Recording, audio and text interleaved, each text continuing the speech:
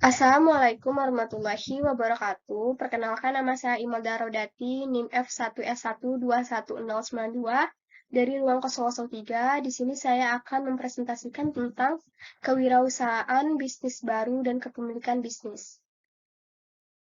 Kewirausahaan, definisi dan hakikat. Kata wirausaha dewasa ini sering disebut entrepreneurship, merupakan kata yang awalnya diadopsi dari bahasa Prancis, entreprendre yang berarti memulai atau melaksanakan. Wirausaha juga dapat diartikan sebagai orang yang memiliki keberanian untuk membuka dan menjalankan kegiatan yang sifatnya produktif dan mandiri. Menurut Burgess dan Steinhoff 2003, wirausaha adalah orang yang mengorganisir, mengelola, dan berani menanggung resiko untuk menciptakan usaha dan peluang berusaha. Entrepreneurship adalah suatu sikap mental, pandangan, wawasan, serta pola pikir dan pola tindak seseorang terhadap tugas-tugas yang menjadi tanggung jawabnya dan selalu berorientasi kepada pelanggan. Hakikat kewirausahaan. Kewirausahaan adalah suatu nilai yang diwujudkan dalam perilaku yang dijadikan dasar sumber daya, tenaga penggerak, tujuan, siasat, kiat, proses, dan hasil bisnis. Kewirausahaan adalah suatu kemampuan untuk menciptakan sesuatu yang baru dan berbeda. Kewirausahaan adalah suatu proses penerapan kreativitas dan inovasi dalam memecahkan persoalan dan menemukan peluang untuk memperbaiki kehidupan. Kewirausahaan adalah suatu nilai yang diperlukan untuk memulai suatu usaha dan perkembangan usaha. Kewirausahaan adalah suatu proses dalam mengerjakan sesuatu yang baru dan sesuatu yang berbeda yang bermanfaat dalam memberi hal yang lebih. Kewirausahaan adalah usaha menciptakan nilai tambah dengan jalan mengombinasikan sumber-sumber melalui cara-cara baru dan berbeda untuk memenangkan persaingan. Manfaat kewirausahaan.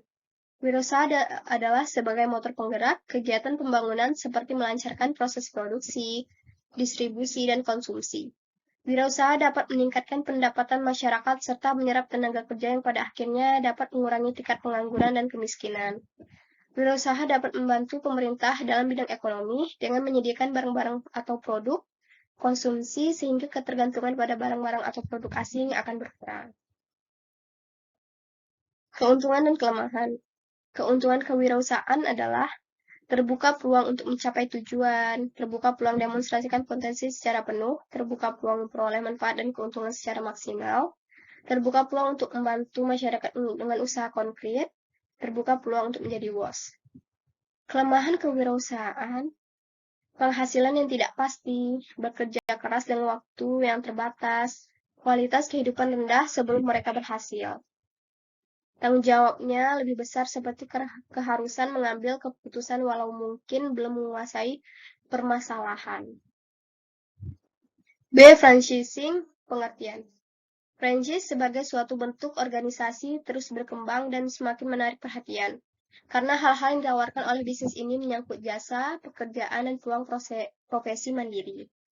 Tampak bahwa franchise besarnya adalah suatu bentuk bisnis di mana franchisor dengan paket atau sistem bisnis yang telah teruji di pasar dan produk atau jasa sebagai unsur sentralnya.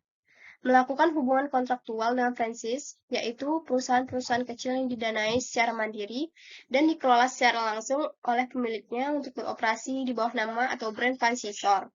Memproduksi dan memasarkan barang atau jasa menurut format yang telah ditentukan oleh franchisor. Bisnis franchise dan pengembangan UKM. Bisnis franchise dapat memegang peran penting dalam pengembangan UKM di suatu negara, sebab franchise merupakan bentuk kemitraan antara suatu perusahaan besar dengan UKM sebagai pemegang hak atas pengelolaan gerai dengan menggunakan merek dagang franchisor, beserta berbagai kemudahan bisnis yang ditawarkan. Peran bisnis franchise terhadap pertumbuhan ekonomi. Pertama, bisnis franchise mengharuskan adanya transfer pengetahuan kepada mitra kerjanya, dalam hal ini UKM. Hal ini berdampak pada peningkatan kapabilitas kerja yang dengan sendirinya turut meningkatkan kualitas sumber daya manusia.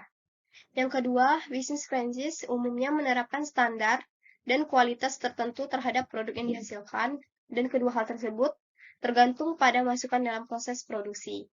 Akibatnya, terjadi sinergi antara UKM dan rantai pemasoknya untuk memastikan produk yang sesuai dengan standar dan kualitas yang ditentukan. C. Perusahaan kecil.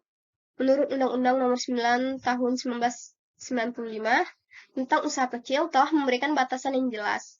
Usaha kecil adalah kegiatan ekonomi rakyat yang berskala kecil dengan ketentuan sebagai berikut. 1. Memiliki kekayaan paling banyak, 200 juta rupiah, tidak termasuk tanah dan bangunan tempat usaha. 2. Memiliki hasil penjualan tahunan paling banyak, 1 miliar rupiah. 3. Milik warga negara Indonesia. 4. Berdiri sendiri. 5. Berbentuk usaha orang perseorangan, badan usaha yang tidak berbadan hukum, atau badan usaha yang berbadan hukum, termasuk koperasi.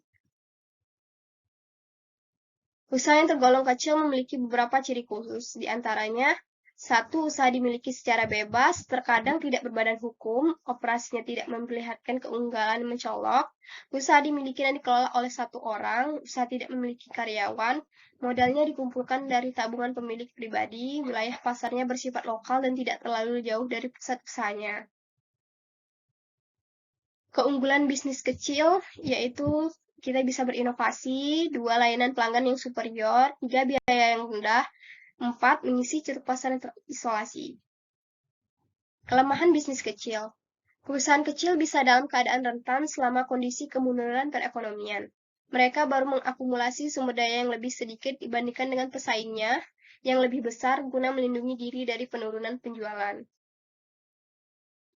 D. Bentuk-bentuk badan usaha. Badan hukum usaha yang ada di Indonesia beragam jenisnya, di antaranya 1. Perseorangan. Perusahaan perseorangan merupakan perusahaan yang dimiliki oleh perseorangan. Untuk mendirikannya, sangatlah sederhana dan tidak memerlukan persyaratan khusus sebagaimana bentuk badan hukum lainnya. Di samping itu, pendirian perusahaan ini tidak memerlukan modal besar. 2. Firma. Firma adalah perusahaan yang didirikan oleh 2 orang atau lebih yang kemudian menjalankan perusahaan atas nama perusahaan. Tujuannya adalah untuk mencari keuntungan, perolehan dana dari pihak luar yang memungkinkan dan relatif lebih mudah. 3. Perseroan komanditer atau komanditer vennootschap. Perusahaan berbadan hukum CV dijalankan oleh seorang sekutu aktif dan bertanggung jawab atas semua risiko atau kewajiban kepada pihak ketiga. Tujuannya adalah untuk mendirikan peluang bagi perseorangan untuk ikut menanamkan modal dengan tanggung jawab terbatas. 4. Perseroan terbatas atau PT. PT adalah badan hukum perusahaan yang paling banyak digunakan dan diminati oleh para pengusaha. Penyebabnya adalah karena badan hukum jenis ini memiliki banyak kelebihan dibandingkan dengan badan hukum lainnya. Kelebihannya antara lain memiliki bidang usaha yang punya kewenangan dan tanggung jawab yang dimiliki terbatas pada modal yang disetor. 5. Perusahaan negara atau PN. PN adalah perusahaan yang didirikan berdasarkan undang-undang. Modal untuk mendirikan PN adalah kekayaan negara yang dipisahkan dan tidak dipisahkan atas saham. Perusahaan negara dipimpin oleh seorang kepala atau direksi yang diangkat oleh pemerintah.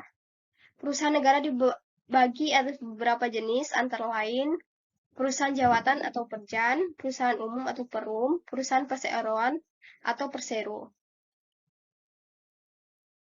Beberapa macam perseroan terbatas atau PT yang perlu diketahui yaitu 1. PT tertutup, 2. PT terbuka, 3. PT kosong, 4. PT asing, 5. PT domestik, 6. PT perseorangan, 7. Perusahaan daerah, 8. Yayasan, 9. Koperasi. Perbedaan wirausaha dan usaha kecil. Pada umumnya, perusahaan kecil memiliki badan hukum yang jelas, sedangkan wirausaha jarang memiliki badan hukum yang jelas. Berikut beberapa poin penting dalam perbedaan wirausaha dan perusahaan kecil. Di antaranya, 1. Perusahaan kecil memiliki badan hukum yang jelas, sedangkan wirausaha jarang yang memiliki badan hukum yang jelas. 2. Bisnis kecil sangat bergantung pada lingkungan pasar, dari sistem manajerialnya pun berbeda. Sistem manajerial kewirausahaan lebih baik dibandingkan sistem bisnis kecil. 3. Kewirausahaan lebih meningkatkan hasil dari suatu produknya, sedangkan perusahaan kecil lebih meningkatkan pada laba yang akan didapatkannya. Demikian hasil presentasi dari saya akhiri. Wassalamualaikum warahmatullahi wabarakatuh. Terima kasih.